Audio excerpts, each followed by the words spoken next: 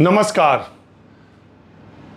मान्यवर कांशीराम का जन्मदिन 15 मार्च को जन्मतिथि पड़ती है। उनकी जन्मतिथि से 2 दिन पहले राहुल गांधी ने 13 मार्च को, जब वो लखनऊ की यात्रा पर थे, वहाँ पर कांशीराम का जन्म दिवस तो मनाया ही गया, साथ ही कांग्रेस पार्टी ने प्रस्ताव पास किया कि उन्हें भारत रत्न दिया जाए। अखिलेश यादव उनके जन्मदिन को पीडीए दिवस के तौर पर मना ही रहे। मायावती ने इन दोनों पर हमला भी किया कि जब तक कांशीराम जिंदा थे या उनके मृत्यु के बाद, उनके निधन के बाद शोक तक तो घोषित नहीं किया समाजवादी पार्टी और कांग्रेस की सरकारों ने, जो उस वक्त यूपी और केंद्र में थी, और अब उन्हें कांशीराम ज़्यादा याद आ रहे। मैंने सोचा बहुत सारे लोग, चूँकि कांशीराम का निधन हुए भी 2 दशक हो चुके, बहुत सारे लोग कांशीराम के बारे में, नए उम्र के लोग भी और पुराने लोगों भी, जो कांशीराम के किस्से कहानियाँ और उनकी जो कुछ बातें हैं, वो इस मौके पर आपसे शेयर की जा। देखिए, जब मैं जब स्कूल में था, उन दिनों बहुजन समाज पार्टी धीरे धीरे एक नई पार्टी के तौर पर डेवलप हो रही थी, विकसित हो रही थी, और सड़कों पर नारा, तिलक तराजू और तलवार, हम इनको मारो जूते चार, ये मैंने अपने कान से सुने हैं। मैं ऐसी जगह से आता हूँ, आजमगढ़ ज़िले से, जहाँ पहले समाजवादी पृष्ठभूमि के लोग, समाजवादी आंदोलन के लोग बहुत थे और उनका अपना एक योगदान था। बाद में मंडल की राजनीति के बाद वो आजमगढ़ ज़िला और शहर दोनों, वो समाजवादी पार्टी और बहुजन समाज पार्टी का एक बहुत बड़ा गढ़ बना। बहुजन समाज पार्टी का जो पहला एमपी लोकसभा का जीता, रामकृष्ण यादव, वो वहीं से जीते थे, आजमगढ़ से। तो वहाँ बहुत सक्रिय कार्यकर्ता और अच्छी खासी संख्या बसपा और सपा दोनों की है। सपा के तो इस वक्त 10 विधायक भी हैं, एक ज़माने में बसपा के भी अच्छे खासे आधे के विधायक रहते थे। तो मैंने अपने कानों से ये सुना है, तो मुझे लगता था कि सड़कों पर इस तरह का नारा देकर एक वर्ग के खिलाफ कैसा आक्रोश भड़काने का काम किया जा रहा है, और खुलेआम इस तरह का नारा दिया जा रहा है। और इसके पीछे जो नेता है, उनका नाम है कांशीराम। जब स्कूल से हम लोग कॉलेज में पहुँचे, यूनिवर्सिटी में पहुँचे, उस समय राम मंदिर आंदोलन बड़ी तेज़ी से था, और राम मंदिर आंदोलन के कुछ ही दिनों के बाद फिर हमने इलाहाबाद में और आसपास के इलाकों में, आजमगढ़ में भी ये नारा चुनाव के समय में, बनारस में भी, उन दिनों हम लोग घर जाने के लिए कभी इलाहाबाद से बनारस होके आजमगढ़, नहीं तो कभी आजमगढ़ से बनारस होके इलाहाबाद, कभी जौनपुर होके जाते। तो इन जगहों पर भी हमने नारा सुना कि मिले मुलायम कांशीराम, हवा में उड़ गए जय श्री राम। अब आप सोचिए, मर्यादा पुरुषोत्तम भगवान श्री राम के बारे में ये इस तरह का नारा सड़कों पर लगाया जा रहा था, आज ये कोई कल्पना नहीं कर सकता। तो दिमाग में ये बात आती थी कि आखिर ये कांशीराम इतना एग्रेसिव आदमी क्यों है, और वो इस तरह का आक्रोश सामान्य वर्ग के लोगों के प्रति, एक बहुत बड़ी जनसंख्या में, अच्छा वो लोग दबे कुचले, वंचित, शोषित, पीड़ित वर्ग के लोग थे, लेकिन उसमें एक भावना जाग रही थी, जो ये सार्वजनिक तौर पर मंचों पर, शहरों में, गांवों में, कस्बों और गलियों में ये नारे देने लगे थे, इकट्ठा होने लगे थे। एक वो कहते हैं ना, सोती हुई कौम को कांशीराम ने जगाया। वो नारा देते हैं बसपा वाले लोग या बामसेफ के लोग या DS4, जो भी कह लीजिए, वो नारा देते हैं ना कि बाबा साहब का मिशन अधूरा, मान्यवर कांशीराम ने किया पूरा। वो फिर बाद के दिनों में मैं बताता हूँ, बाद के दिनों में जब मैं पत्रकार बना, उसके पहले भी जब पॉलिटिकल साइंस और राजनीति में मेरी गहरी रुचि थी, मैंने कांशीराम को पढ़ना शुरू किया, और कांशीराम की रणनीति पर, कांशीराम के लोगों से, कांशीराम मान्यवर के क्रियाकलापों पर और उनकी जीवन यात्रा पर जब मैंने निगाह डाली, तब मैं आज की तारीख में आपसे ये कह सकता हूँ, जन्म जयंती के मौके पर उन्हें सादर प्रणाम करते हुए, कि भारत की राजनीति में आज़ादी के बाद कोई भी दूसरा नेता या कोई भी दूसरा आदमी कांशीराम नहीं हो सकता। और जिस तरीके का चिंतन उनका था, जिस तरीके के विचार से कांशीराम ने ये यात्रा शुरू की, वो अपने आप में बड़ा अजूबा है। मसला यह है कि बाबा साहब अम्बेडकर ने पढ़ाई लिखाई करके, विदेशों से पढ़ के, और उनकी जो ज्ञान शक्ति थी, जो बौद्धिक शक्ति थी, उसको संविधान में करके, आरक्षण की व्यवस्था करके, सब उन्होंने कागज पे तो काम किया, लेकिन ज़मीन पर उतारा उसे कांशीराम ने। हालांकि बाबा साहब अम्बेडकर को वक्त तो नहीं मिला, कम वक्त मिला, आज़ादी के बाद 10 साल के भीतर उनका निधन हो गया, लेकिन कांशीराम ने गजब का काम किया और भारत की असलियत और जाति की कड़वी हकीकत को कांशीराम से ज़्यादा कोई नहीं समझ सका, और सामाजिक जातीय संरचना का राजनीतिक फायदा या राजनीतिक सत्ता तक पहुंचने के लिए कैसे इस्तेमाल किया जा सकता है, ये कांशीराम ने ये फॉर्मूला निकाला, जिस पर आज भी भारतीय जनता पार्टी चल रही है, कांग्रेस पार्टी चलने की कोशिश कर रही है, और अखिलेश यादव पीडीए का नारा दे रहे हैं। बात वह है कि 1956 मार्च बाबा साहब अम्बेडकर आगरा गए थे। आगरा में वो दलितों को भाषण देते देते रोने लगे। उनका कहना यह था कि दलितों की जो आबादी है, उसमें जो लोग नौकरी में आ गए आरक्षण के बाद, सरकारी नौकरी में, वो बाबू बन गए, वो क्लर्क बन गए। अब वो उसी समाज का हिस्सा बन गए जिस समाज, जो 15% समाज है, और उन्होंने दलितों, शोषितों, मजलूमों, मुस्लिम्स, जो पीछे छूट गए लोग हैं, उनके साथ उन्होंने भी दूरी बना ली। अब वो एक नए क्लास में चले गए, और जो पीछे उनको पीछे छोड़ दिया, जबकि उनकी भूमिका इंजन की होनी चाहिए थी और उसमें डिब्बे जुड़े होने चाहिए थे, लेकिन ऐसा हो न सका। वो जो लोग नौकरी पा रहे हैं, जो अफसर हो रहे हैं, वो अफसर बन जा रहे हैं, फिर वो दलित नहीं रह रहे हैं, उन्हें दलितों की चिंता नहीं है, अपने पीछे के लोगों से के लिए वो कुछ भी नहीं कर रहे हैं। उनके इस भाषण का प्रभाव किसी पर पड़ा या नहीं पड़ा, 22 साल के उस वक्त के कांशीराम के दिमाग में इसका असर पड़ा। इस कदर असर पड़ा कि वो डीआरडीओ की नौकरी में, जब वैज्ञानिक के पद पर डीआरडीओ में उनकी नौकरी थी पूना में, वहाँ अम्बेडकर जयंती और बुद्ध जयंती की छुट्टी कैंसिल कर दी गई। उस छुट्टी को बहाल करने के लिए कांशीराम ने वहाँ आंदोलन किया। आंदोलन मतलब विरोध प्रकट किया, फिर अदालत गए, अदालत से उस छुट्टी को बहाल कराया। और उसके बाद सबसे बड़ी बात क्या हुई, बाबा साहब अम्बेडकर की एक किताब है, बहुत पतली सी, दरअसल एक किताब नहीं, इसकी भी कभी चर्चा करूंगा, एनिहिलेशन ऑफ कास्ट। इस किताब का मामला यह है कि 1936 में बाबा साहब अम्बेडकर को जात पात तोड़क मंडल ने लाहौर में, वो बंबई में रहते थे, लाहौर 36 में, 1936 में लाहौर में उनको जात पात तोड़क मंडल का कॉन्फ्रेंस का प्रेसिडेंट बनाया और इन्हें भाषण देने के लिए बुलाया।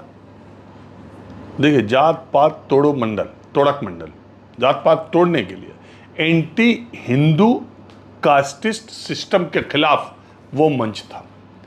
बाबा साहब अम्बेडकर को मैं इसकी बाद में चर्चा करूंगा, बस इतना बता देता हूं कि ये जो है, ये किताब जो पतली सी आप देख रहे हैं, ये किताब में वो भाषण है जो भी बाबा साहब अम्बेडकर वहाँ बोलने वाले थे, और भाषण इन्होंने पहले ही भेज दिया उस तोड़क मंडल के पास, जात पात तोड़क मंडल। उन्होंने भाषण की सामग्री को देखते हुए एक तो वो प्रोग्राम ही कैंसिल कर दिया, वो कार्यक्रम ही रद्द हो गया, और उन्होंने कहा कि आपका ये जो भाषण है इसमें बहुत सारी ऐसी बातें हैं जो आपत्तिजनक हैं, हिंदू धर्म के खिलाफ, जात के खिलाफ, और इस एक्सटेंट तक नहीं जाना चाहिए। बाबा साहब ने कहा ठीक है, कोई बात नहीं, आपने कैंसिल कर दिया तो मैं किताब छपवा देता हूँ। इसको किताब की शक्ल दे के उन्होंने छाप दिया। छपवाने के बाद हरिजन मैगजीन में महात्मा गांधी ने इसका बहुत ज़बरदस्त इस पर लिखा कि शास्त्रों का, हिंदू शास्त्रों का गलत उल्लेख करके, गलत मिस इंटरप्रेट करके बाबा साहब अम्बेडकर ने हिंदू धर्म की एक अलग रूपरेखा प्रस्तुत करने की कोशिश की। बाबा साहब ने फिर उसका जवाब लिखा है। बहरहाल, इस किताब को पढ़ने के बाद, एनिहिलेशन ऑफ कास्ट, कांशीराम ने तय कर दिया कि अब वो नौकरी नहीं करेंगे। नौकरी उन्होंने छोड़ दी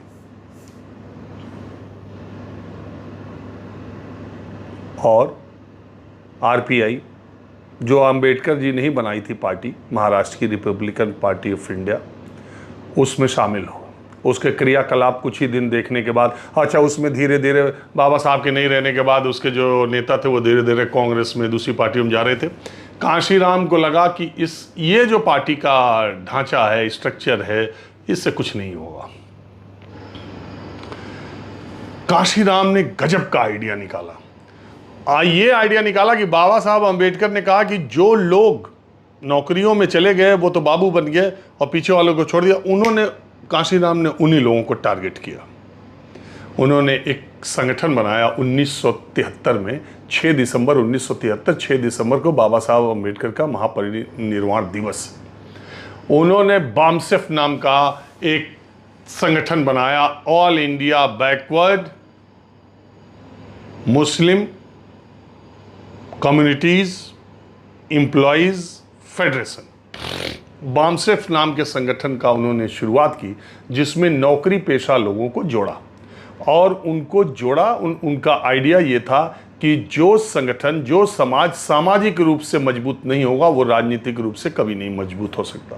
तो उन लोगों को पहले तो ये बताया कि देखो भैया, 100% जो पिछड़ो, दलित और माइनॉरिटी की 100% अगर आबादी में कह दूं, उसमें से देखिए, जब भारत आज़ाद हुआ तो मुसलमान सरकारी सेवा में 33% थे, 33%, 30% के आसपास।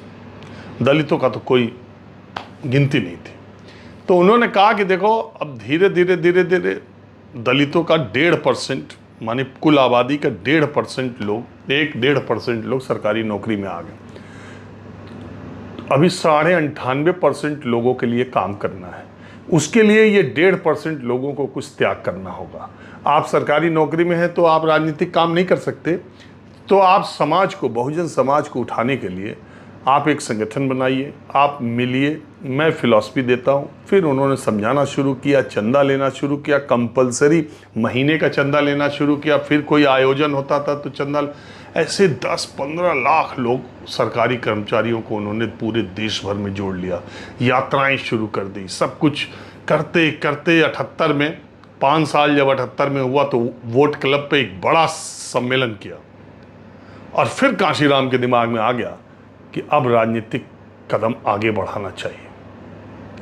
देखिए, मैं और आप भी सोचिएगा इस बात को कि जब देश में इमरजेंसी लग रही थी, जब देश में जेपी का आंदोलन चल रहा था, देश एक ज्वार में था, उस वक्त एक व्यक्ति जिसकी उम्र 40 साल थी, वो बहुजन समाज का, दलितों का एक पूरा पैरेलल धीरे धीरे धीरे धीरे फ्रंट पर आए, जमीनी स्तर पर काम कर रहा था। जिस वक्त देश में समाजवाद की बात चल रही थी, साम्यवाद की बात चल रही थी, दक्षिण पंथ की बात चल रही थी, हिंदू राष्ट्र की बात चल रही थी, राष्ट्रवाद की बात चल रही थी, यानी भारतीय जनता पार्टी, जनसंघ एक बड़ी ताकत के तौर पर उभर करके जनता पार्टी में शामिल हो गया। बाद में जनसंघ की पृष्ठभूमि वाले लोग जनता पार्टी छोड़ के भारतीय जनता पार्टी बना लिए, और उनका जो राजनीति का झुकाव वो दक्षिण पंथ, राष्ट्रवाद, हिंदू धर्म, आप जानते ही हैं, पूंजीवाद। जिस वक्त विचारधारा की राजनीति भारत की आज़ादी के बाद, कहीं कम्युनिस्ट राज कर रहे हैं 2-2, 3-3 स्टेट्स में, समाजवादी पूरे देश को दिशा देने में लगे हैं, चंद्रशेखर, मधुलिमय, जॉर्ज फर्नांडिस, बड़े बड़े लोग, लोहिया। उस समय एक व्यक्ति क्या कह रहा है अपनी मीटिंग्स में, बामसेफ की मीटिंग्स में अपने लोगों से, कि देखो ये हिंदुस्तान है, इसकी कड़वी हकीकत ये है कि न यहाँ समाजवाद चलेगा, न यहाँ साम्यवाद चलेगा। उसका बहुत हद तक अंबेडकर साहब ने भी जिक्र किया। न साम्यवाद चलेगा, न समाजवाद चलेगा, न पूंजीवाद चलेगा, न दक्षिण पंथ चलेगा, कुछ नहीं चलेगा इस देश में। इस देश में राष्ट्रवाद भी नहीं चलेगा, इस देश में केवल मनुवाद चलेगा। और इसके जरिए देखिए, उस आदमी की, मैं अभी आप सोच रहे हो उस आदमी का फंडा कितना क्लियर था।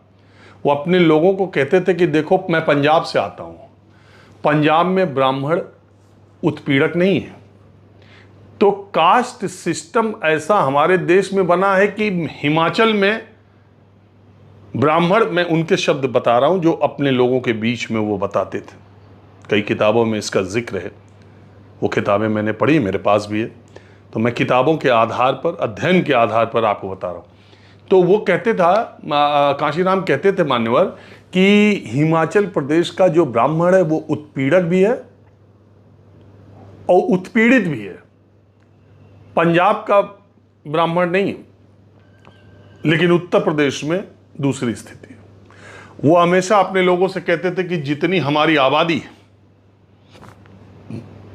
20% अगर हमारी आबादी है दलितों की, और पूरी आबादी की वेल्थ, पूरी आबादी की जमीन संपत्ति सबको जोड़ दो, तो भी इस देश के जो घराने हैं, बड़े औद्योगिक घराने, किसी एक घराने की संपत्ति के बराबर हमारा सबका 20% पॉपुलेशन का मिला के जमीन जायदाद संपत्ति नहीं है।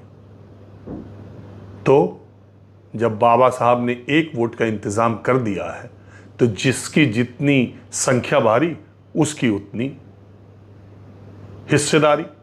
वोट हमारा, राज तुम्हारा नहीं चलेगा, यह नहीं चलेगा। अपने लोगों के अंदर एक ऊर्जा का संचार किया और धीरे धीरे करते हुए 14 अप्रैल 1984 को उन्होंने बसपा को बनाने का काम किया। आप सोचिए कोई आदमी वैचारिक दृष्टि से कितना मजबूत रहा होगा। 14 अप्रैल 1984 को उन्होंने बीएसपी का गठन किया। बीएसपी के गठन के पीछे क्या कारण थे? एक बात और, कांशीराम ही वो पहले व्यक्ति हैं जिसने 1585 का नारा दिया। बड़े ही करीने से और बहुत ही कन्विंसिंग तरीके से कांशीराम का यह कहना था कि 15% जो सामान्य हैं, जिनको फॉरवर्ड या सवर्ण भी कहते हैं, उनको हटा दो तो बाकी 85% इस देश की जो जनसंख्या है, उसका रहन सहन, उसका उत्पीड़न, उसका शोषण एक ही तरह का होता है। और उसमें बहुत ही महीनी से, मैं शब्द लेता हूं, बहुत ही महीनी से उन्होंने मुसलमानों को भी उसमें जोड़ लिया। बामसेप में भी मुसलमानों को जोड़ा था। ऑल इंडिया बैकवर्ड, वहां दलित शब्द लिया ही नहीं था। All India backward and Muslim communities, backward and Muslim communities employees federation. तो उन्होंने जो अदर बैकवर्ड्स हैं उनको भी बहुत जबर तरीके से जोड़ा। और सुनिए, मुलायम सिंह यादव ने तो पार्टी बनाई 92 में, लेकिन बसपा बनी 84 में। यादवों की भी एक अच्छी खासी संख्या कांशीराम ने बसपा में जोड़ ली थी। यादवों की संख्या बहुत अच्छी, उनका पहला एमपी जैसा मैंने बताया वो भी यादव हुआ। इस मामले में उस आदमी की महारत हासिल थी। उत्तर प्रदेश के जितने बैकवर्ड की जातियों के नेता इस वक्त आपको दिखाई दे रहे हैं, चाहे राजभर हो, चाहे निषाद हो, चाहे चौहान हो, चाहे पटेल हो, चाहे जो भी, वो सब कांशीराम के उपस्थित थे।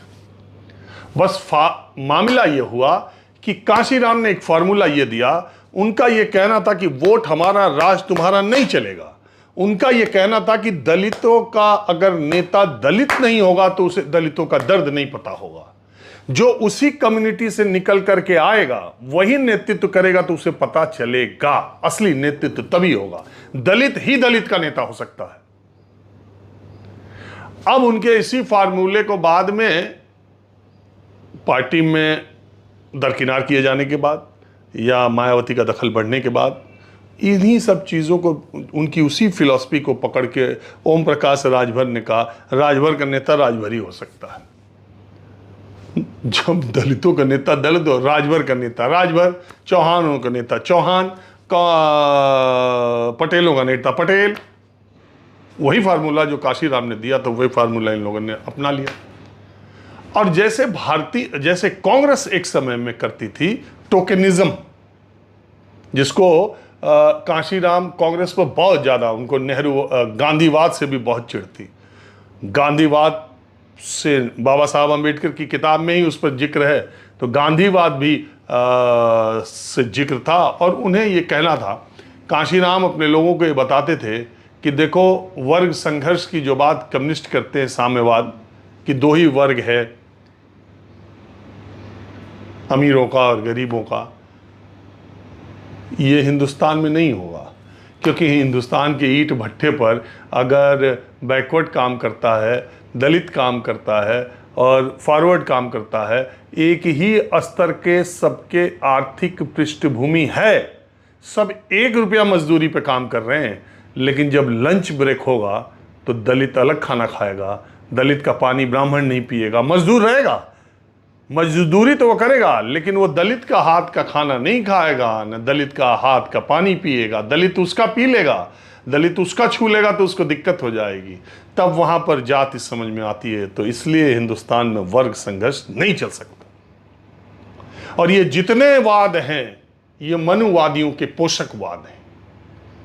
मैं ये सारे शब्द काशीराम के बोल रहा हूं क्योंकि पुण्यतिथि उनकी है। तो वो जो सोचते थे, अपने लोगों को जो बताते थे, और इस तरह से समाज के उस वर्ग में इस व्यक्ति ने वो ताकत पैदा कर दी, वो सोचने की शक्ति पैदा कर दी, और इतने आसान और सरल शब्दों में पैदा कर दी कि वो एक बहुत बड़ी मेजॉरिटी काशीराम के कहने पर वापस।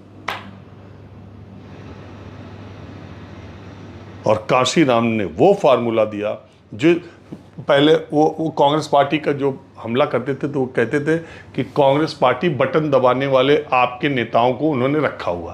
कहने का मतलब कि टोकनिज्म कर रही है। आप दलित नेता भी कांग्रेस पार्टी में है, बैकवर्ड नेता भी कांग्रेस पार्टी में है, सब कुछ है, लेकिन उन्हें मंत्री पद दे दिया। वो बोल नहीं सकते, वो पैसे कमा सकते हैं, उन्हें पद दे दिया, प्रतिष्ठा दे दिया, अपना वो पड़े हुए, लेकिन वो नेतृत्व नहीं है, वो लीडरशिप नहीं है, लीडरशिप में उनका कोई से नहीं है। यही फार्मूला बाद में बीजेपी ने अब अपना लिया। उन्होंने पटेल को भी ले लिया, चौहान को भी ले लिया, राजभर को भी ले लिया, सबको ले लिया। एक टोकन सब मंत्रिपरिषद में हर जाति के लोग दिखाई दे रहे हैं, और वो अपनी अपनी जातियों के नेता हैं। और वो अभी इधर आ गए। वो ऐसे हैं, कल किसी की दूसरे की सत्ता होगी, वो उधर चले जाएंगे। उसका तर्क वो ये देंगे कि वो काशीराम ने भी यही फार्मूला दिया था, मजबूत सरकार नहीं, हमें मजबूर सरकार चाहिए। यानी सरकार में हिस्सेदारी हमें जब मिले हमें ले लेनी है। तो उसी फार्मूले पर लोग चलते हैं अभी भी। ऐसी स्थिति में काशीराम का फार्मूला जब ये दूसरे लोगों ने इस्तेमाल कर लिया, अब वही फार्मूला मायावती को फिर से अपनी पार्टी को उतनी मजबूती से खड़ा करने में आड़े आ रहा है। जो चीज काशीराम ने समझ करके दी समाज में, और समाज की जैसी बेहतरीन पकड़, समाज की इस सच्चाई को जो काशीराम ने पकड़ा, किसी नेता ने नहीं पकड़ा। तो जितने आप भारत रत्न जितने लोगों को मिले हैं, कोई आश्चर्य नहीं, हक तो बनता है काशीराम को भी कि उन्हें भी भारत रत्न मिलना चाहिए। और जितने लोगों को मिला है, अगर उनके योगदान को देखा जाए तो काशीराम का योगदान भी उनमें से बहुत सारे लोगों से बहुत ज़्यादा है। काशीराम भारत रत्न के हकदार हैं, और देर न सबेर, आगे न पीछे, काशीराम को भारत रत्न मिलेगा भी, आप देखिएगा। अब मैं बात आखिरी ये कह रहा हूँ कि काशीराम का जो फार्मूला है, वही फार्मूला लगा लगा के जातियों के नेता बन गए, और वो अपने परिवार को ही बनाने में, पैसे और परिवार में सिमट गए। काशीराम ने न अपने नाम से 1 इंच कभी ज़मीन खरीदी, न कभी सरकारी कोई पद लिया, न सरकारों में पद लिया, न ज़मीन खरीदी, न अपने परिवार के किसी व्यक्ति को बसपा में शामिल किया। पूरा जीवन मिशन के लिए लगा दिया। ऐसे नेताओं की अब बहुत कमी है। मायावती को चैलेंज यही है कि काशीराम ने जो बात दी थी, एक थाली सजाकर, एक गुलदस्ता, अब उसमें सिर्फ 2024 के चुनाव को अगर देखें तो सिर्फ दलितों के, और उसमें भी खाली जाटवों के वोट उनके पास रह गए थे। 2027 एक बहुत बड़ा चैलेंज है मायावती के लिए, और मैं अभी भी मानता हूं कि मायावती अगर पुरानी मायावती और काशीराम के दिशा निर्देशों और सिद्धांतों पर चलते हुए आज भी अगर वो 2027 का चुनाव अपने पूरे दमखम के साथ लड़ जाए, तो ये पक्का है कि उनके बगैर उत्तर प्रदेश में 2027 की सरकार नहीं बनेगी। बहरहाल आज बस इतना ही। नमस्कार।